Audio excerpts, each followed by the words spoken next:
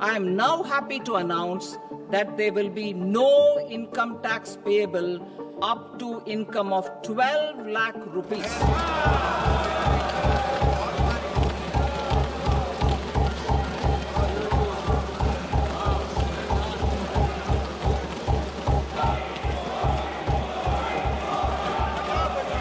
आप सबको बहुत बहुत शुभकामनाएं।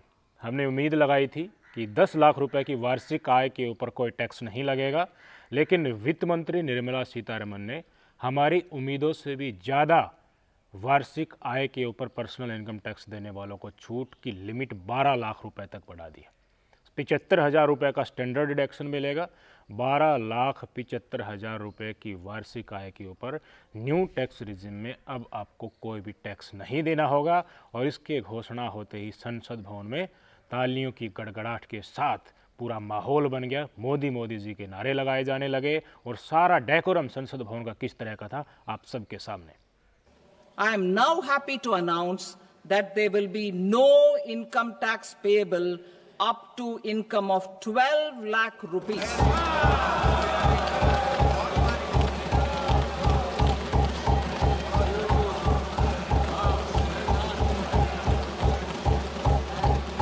Average income of 1 lakh per month other than the special rate income such as capital gains under the new regime.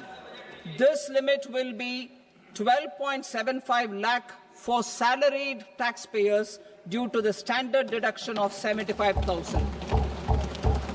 इसके अलावा और भी अतिरिक्त घोषणाएं की गई हैं। पिछले 4 साल का आप इनकम टैक्स भर सकते हैं, बिलेटेड करके भर सकते हैं। आपने नहीं भरा है तो आप रेंट पर रहते हैं और रेंट के कारण आपका काफ़ी एक्सपेंडिचर होता है, तो वो लिमिट जो पहले वार्षिक 2,40,000 रुपये की थी उसको 6 लाख रुपये कर दिया है। सीनियर सिटीजन्स के लिए इंटरेस्ट के ऊपर जो टीडीएस था वो अब तक 50,000 लिमिट थे, उसको बढ़ाकर अब 1 लाख रुपए कर दिया है। जल्द ही नए इनकम टैक्स बिल भी आ जाएगा, पेश कर दिया जाएगा, उसमें बहुत सारी बातें निकल कर सामने आएंगी। फिलहाल निर्मला सीतारमण ने स्वयं अपने मुख से स्लैब का भी ऐलान कर दिया है। मैं आपको पढ़कर एक बार बता देता हूँ कि 4 लाख से 8 लाख रुपए तक अब आपको 5% टैक्स देना होगा।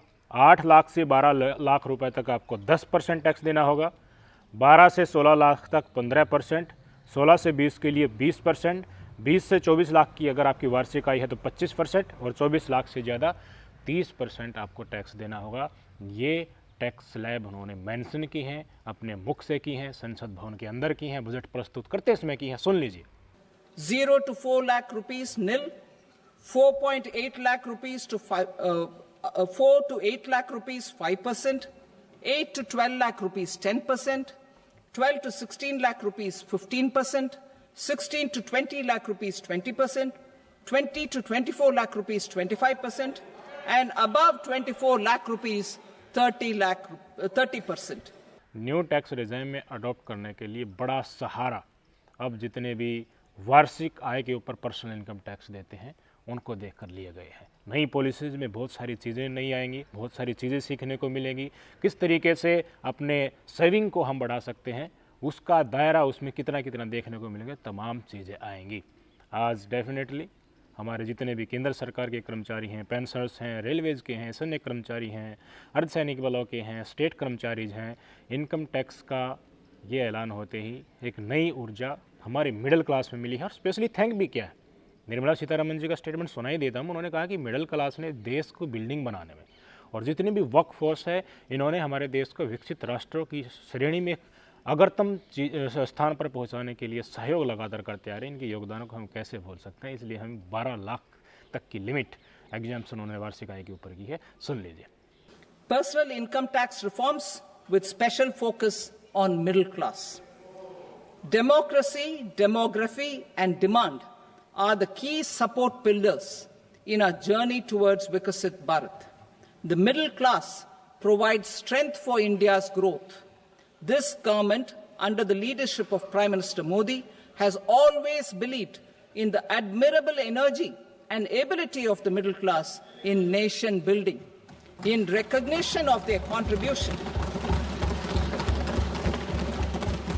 तो तमाम इस प्रकरण के ऊपर आपका क्या कहना है, इस लिमिट एक्सटेंशन के ऊपर क्या कहना है, कुछ डिडक्शंस के ऊपर क्या कहना है, न्यू बिल आएगा उसमें क्या चीज़ें आते हैं, उनको मूर्त रूप किस तरीके से दिया जाएगा, इन तमाम चीज़ों के ऊपर आप कमेंट करके ज़रूर बताइएगा। मिडिल क्लास के लिए जो पहले से आ रहा था उसके कंपैरिजन में बहुत अच्छा स्वागत योग्य फैसला केंद्र सरकार का है। योगदान को बाय नेम कह के भूले नहीं है। मिडिल क्लास का, हमारी वर्कफोर्स का, हमारे कर्मचारियों का नेशनल बिल्डिंग में हमेशा से योगदान था और उसको कहीं ना कहीं आज पहचाना भी गया। Revenue of about 1 lakh crore in direct taxes and 2,600 crores in indirect taxes will be foregone. Mr. Speaker, sir, with this, I commend the budget to this august House.